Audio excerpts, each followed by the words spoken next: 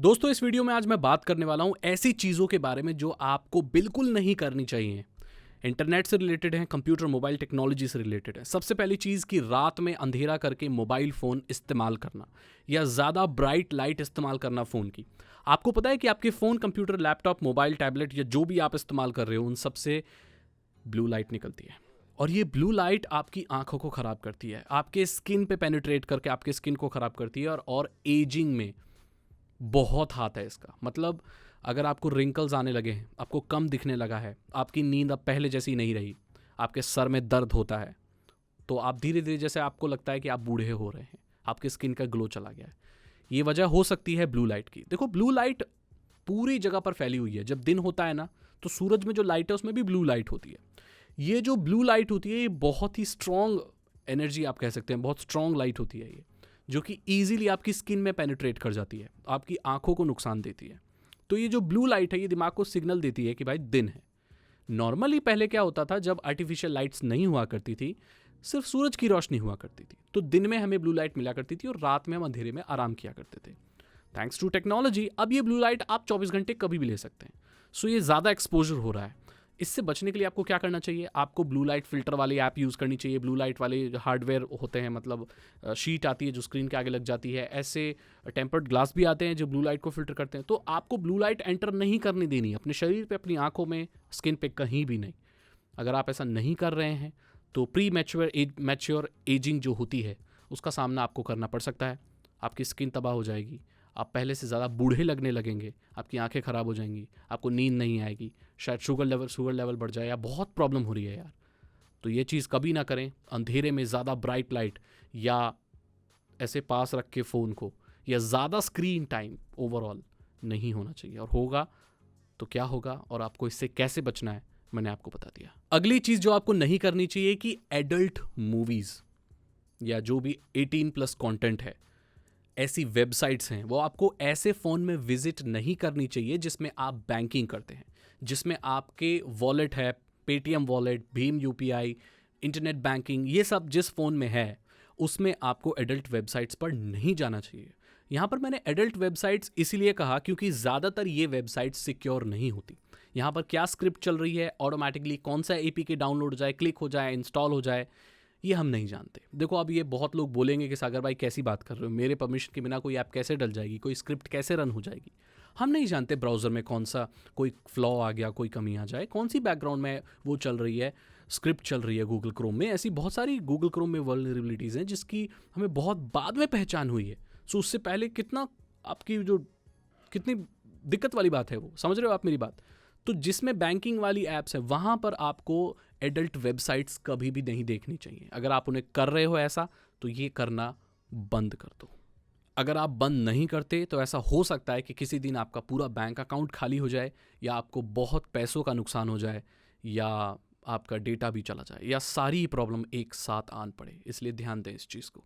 अगली चीज़ जो आपको नहीं करनी चाहिए कि भाई आपको OTP नहीं शेयर करना चाहिए।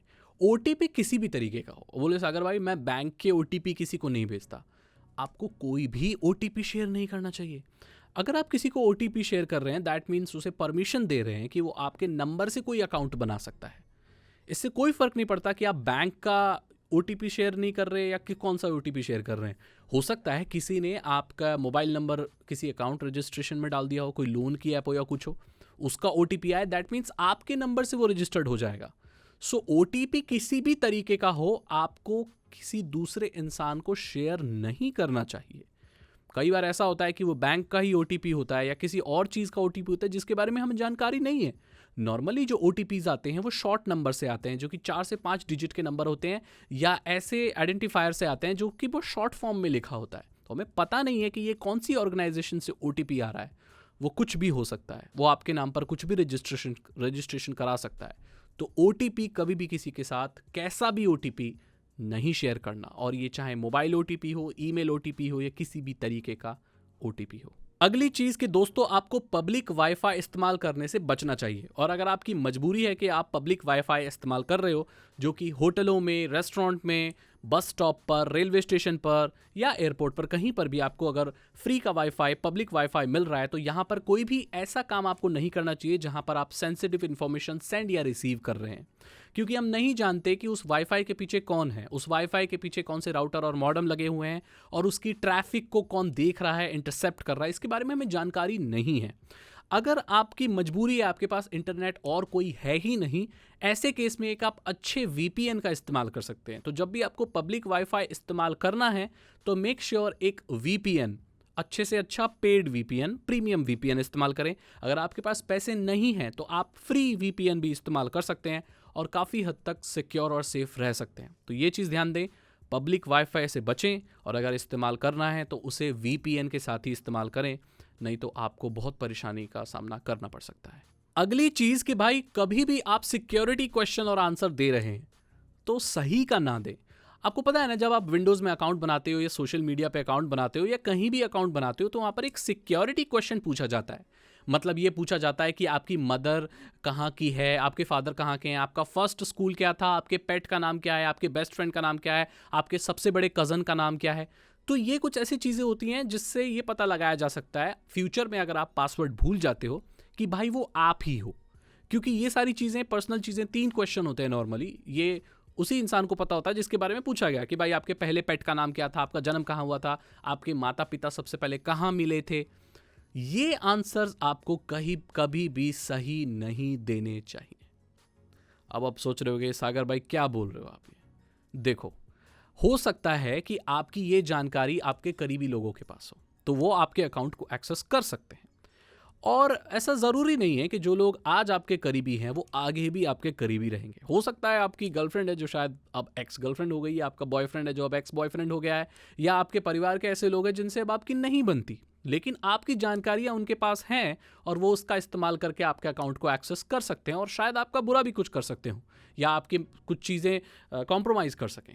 तो इसीलिए साइबर सिक्योरिटी की नज़र से अगर हैकर आगे है तो आपको उससे भी आगे रहना पड़ेगा, तभी आप सेफ रहेंगे।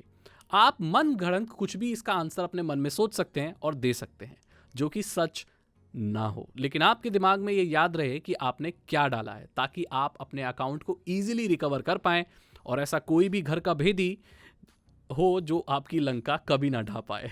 तो इसीलिए कभी भी सिक्योरिटी क्वेश्चंस में सही आंसर नहीं देने, ध्यान दें इस बात को। जो आखिरी चीज़ है भाई जो मैं बोलना चाहता हूँ, तो मैं काफ़ी बोल चुका हूँ कि इंस्टाग्राम और टेलीग्राम से कुछ भी चीज़ ना खरीदें। इस दुनिया में कितनी बड़ी बड़ी ई कॉमर्स वेबसाइट्स हैं, इवन अमेजॉन जो कंपनी है उसका जो मालिक है दुनिया का सबसे अमीर आदमी भी रह चुका है। मतलब यहाँ पर धंधा बहुत हो रहा है भाई, धंधे की तो कमी नहीं है।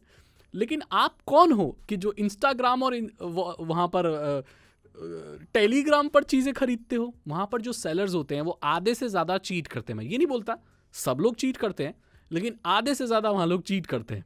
कई बार तो सेकेंड हैंड कपड़े लपेट देते हैं वो लोग। कई बार तो जब लड़कियों से पूछा मैंने, क्योंकि इंस्टाग्राम पर अगर कोई सबसे ज़्यादा चीज़ खरीदता है तो वो लड़कियाँ खरीदती हैं।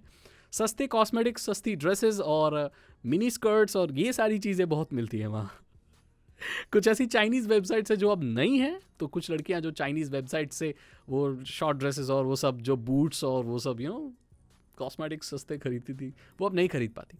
तो क्या है, इंस्टाग्राम पे सेलर्स के पास जाती हैं और सूट साड़ी होते हैं, कराची ड्रेस वाली, कराची सूट और पता नहीं कली अनारकली क्या क्या होता है मुझे पता नहीं, बट वो खरीदती हैं। तो पैसे ले लेते हैं, कई बार प्रोडक्ट ही नहीं भेजते, और जब प्रोडक्ट भेजते हैं तो कपड़े की क्वालिटी इतनी ख़राब होती है, कई बार तो ईंट फैना की टिकिया बिम बार और लक्स साबुन और ये सारी चीज़ें भेजते हैं। तो फ्रॉड होते हैं वो ज़्यादातर। अगर वो जेन्युइन सेलर होते तो वो अमेज़ॉन पर बेच रहे होते या किसी रेप्यूटेड वेबसाइट पर बेच रहे होते जहाँ पर उनको ट्रैफिक भी मिलती, उनको ज़्यादा काम नहीं करना पड़ता, क्योंकि अमेज़ॉन पे तो लोग वैसे ही आते हैं। वो इंडिपेंडेंटली बेच रहे हैं तो उसके पीछे कोई वजह है। हो सकता है कि उनका कुछ सामान अच्छा ना हो या उस स्टैंडर्ड का ना हो, तो ध्यान दें। और टेलीग्राम से तो आपको कुछ नहीं खरीदना। पहली बात तो टेलीग्राम पे तो कोई सही चीज़ तो मिलती नहीं है। जो चोरी का माल होता है वो तो भाई जेल जाओगे आप। देखो, इंस्टाग्राम पे खरीदने पे ज़्यादा से ज़्यादा क्या होगा कि ख़राब सामान आएगा या सामान नहीं आएगा। टेलीग्राम पर भाई आप अगर कुछ खरीद रहे हो तो जेल जाओगे, क्योंकि टेलीग्राम पर बहुत ख़राब चीज़ें मिलती हैं, बहुत ही ख़राब, जिनके बारे में मैं बात भी नहीं कर सकता। तो आपको वो नहीं खरीदनी। ये कुछ ऐसी चीज़ें हैं जो आपको ऑनलाइन कभी नहीं करनी चाहिए। अगर आप इन्हें कर रहे हो तो आप बहुत बड़ी गलती कर रहे हो मेरे दोस्त। तो इन चीज़ों से बचो और अगर आपको ये वीडियो अच्छी लगी तो इसे अपने दोस्त के साथ शेयर करो, चैनल को सब्सक्राइब करो और सब्सक्राइब करने के साथ उस घंटी के बटन को भी दबा दो और ऑल नोटिफिकेशन ऑन कर दो, जिससे जब भी मैं नई वीडियो बनाऊं तो आपको नोटिफिकेशन मिल जाए। मैं मिलता हूं आपसे अगली वीडियो में। Thank you so much. और हाँ, साइबर सिक्योरिटी और इथिकल हैकिंग में इंटरेस्ट है, अगर आप बहुत स्मार्ट बनना चाहते हो, एक इथिकल हैकर बनना चाहते हो और एक हैकर की तरह सोचना चाहते हो, तो आप मेरे इथिकल हैकिंग कोर्सेज ले सकते हो, जो कि 299 रुपीज़ में मिल जाएंगे। 299 रुपये में मेरे दोस्त, इतना सस्ता माल कहाँ मिलेगा?